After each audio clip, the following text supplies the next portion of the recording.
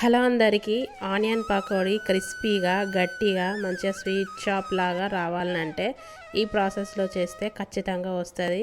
చాలా ఎంజాయ్ చేస్తూ తింటారు ఆనియన్ పకోడీ. ఈ విధంగా చేసుకుంటే 3 రోజులు నిలువ ఉంటుంది. ఇది మంచిగా ఆనియన్స్ని ఈ విధంగా సన్నగా పొడుగ్గా కట్ చేసుకోవాలి.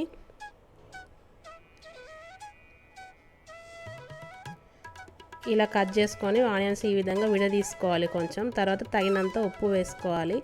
ఉప్పు వేసుకొని ప్రెషర్ అప్లై చేస్తూ గట్టిగా కలుపుకోవాలి. ఆనియన్స్ని ఒక 5 నిమిషాలు ఈ విధంగా కలుపుకోవాలి. ఉప్పు వేసాక ఆనియన్స్ని ఇలా 5 నిమిషాలు కలుపుకోవడం వల్ల ఆనియన్స్ నుండి నీళ్ళు అనేది బయటకు వస్తాయి. ఈ విధంగా చూడండి, తడి అనేది కనబడుతుంది ఆనియన్స్ నుండి.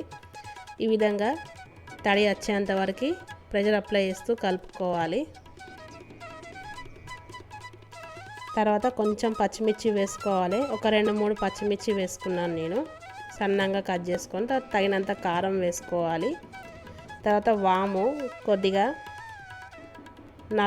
నలుచుకుంటూ వేసుకోవాలి. ఇలా నలిచి వేస్తే స్మెల్ మంచిగా వస్తుంది. తర్వాత మొత్తం కలుపుకోవాలి. ఈ విధంగా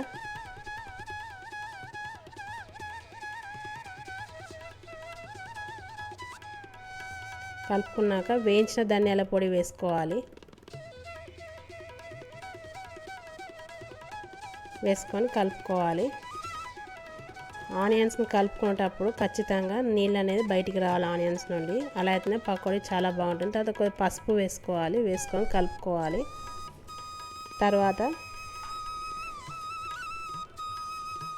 శనగపిండి తగినంత, కొంచెం బియ్యం పిండి శనగపిండితో సమానంగా వేసుకోవాలి. 1 కప్పు శనగపిండి అయితే 1 కప్పు బియ్యం పిండి వేసుకోవాలి. అలా అయితే చాలా క్రిస్పీగా గట్టిగా వస్తాయి.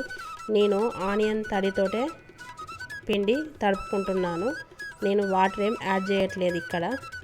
అవసరం అనిపిస్తే మీరు కొంచెం అట్లా స్ప్రింకిల్ చేస్తూ వాటర్ కలుపుకోవచ్చు పిండిని. ఇక్కడ ఉన్న ఆనియన్ తడితోటే పిండి అనేది ముద్దలాగా అయిపోతుంది. ఈ విధంగా ఈ కన్సిస్టెన్సీలో కలుపుకోవాలి పిండిని. ఈ విధంగా కలుపుకున్నాక పల్లి నూనె వేడి కావాలి. మంచిగా వేడయ్యాక ఈ విధంగా కొంచెం కొంచెంగా తీసుకుంటూ వేడి నూనెలో వేసుకోవాలి.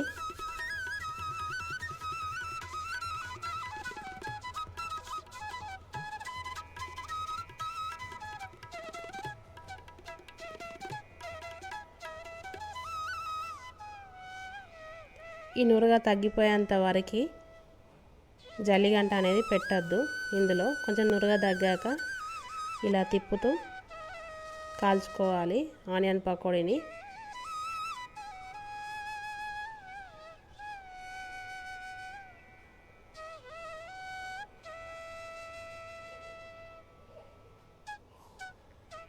ఈ విధంగా కాలాక నూనెలో నుండి తీసేయాలి. తీసేసి వేడివేడిగా తింటే చాలా టేస్టీగా ఉంటుంది.